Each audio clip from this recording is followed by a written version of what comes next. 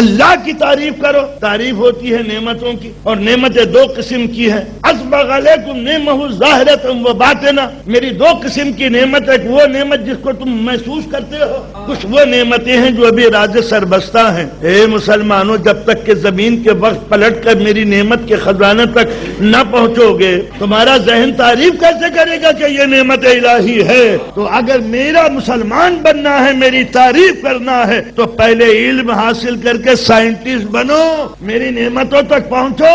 آج جو مسلمان ذلیل ہو رہا ہے پوری دنیا میں، اپنی جہالت کی بنا پر ہو رہا ہے، پیٹرول کی ٹنکیوں کی بنا پر نہیں. اگر اس کے پاس بھی ایسے ہی ہتھیار ہوتے، تب ہم دیکھتے کہ 7 سمندر پار کے ڈاکو کیسے ہمارے ایشیا کے دروازے پہ آ کے دولت لوٹتے ہیں.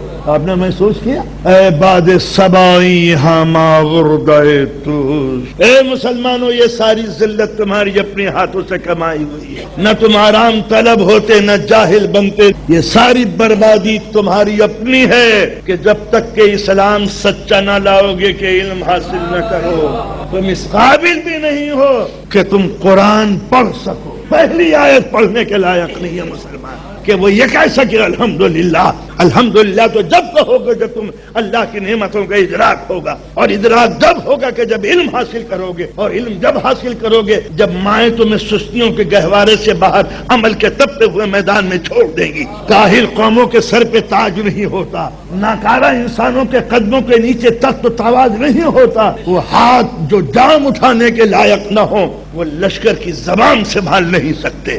لہذا یہ ساری بربادی مشرق سے مغرب تک دنیا میں سب سے بڑی نفری تعداد کے لحاظ سے مسلمان سب سے زیادہ ہے. اتنی کثرت کے بعد اگر کوئی ذلیل ہوا ہے تو مسلمان، اتنی دولت کے بعد اگر کوئی رسوا ہوا ہے تو مسلمان. گیہوں کے خزانے تمہارے، روٹیوں کے تم محتاج. پیٹرول کے خزانے تمہارے، گاڑیاں چلتی ہیں دوسروں کی.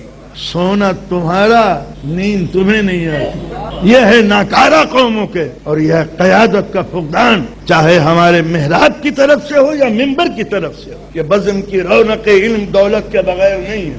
یہ رمضان کی نعمتیں بھی دولت چاہتی ہیں، ورنہ گرم پانی سے روزہ افطار کر لو گے اگر کھانے کو کچھ نہیں ہوگا. تو لہذا اللہ کی دو قسم کی نعمتیں ہیں. وہ اسبغ علیکم نعمہ ظاہرۃ و باطنہ، ہم نے تمہارے اوپر نعمتیں چھڑکی نہیں ہیں، انڈیل دی. کچھ نعمتیں وہ ہیں جو تم سمجھ پائے ہو، کچھ نعمتیں وہ ہیں جو ابھی تک راز سربستہ ہیں. تو جب تک کہ راز سربستہ کو ڈسکوری کے جذبے سے تم ڈسکور نہ کرو گے، تحقیق نہ کرو گے، عمل نہ کرو گے، سائنس نہ پڑھو گے، تو تم کو نہ خدا کی معرفت، نہ رسول کی، اور نہ کسی ایمان کی.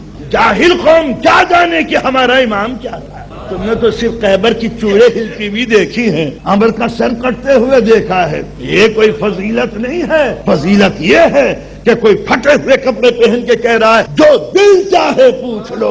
اس جملے کا جواب نہ دنیا نے کبھی دیا ہے نہ دے سکتی ہے. مدینے کے منبر سے اور کوفے کی محراب سے یہ سوال کہ جو دل چاہے پوچھ لو، اس کا جواب ہی یہ ہونا چاہیے تھا کہ علی کے غلام دنیا میں یہ کہتے جتنی ٹیکنالوجی سیکھنی ہے وہ ہم سے سیکھو، ہم اس کے غلام ہیں جو یہ کہہ رہا ہے کہ جو دل چاہے پوچھ لو.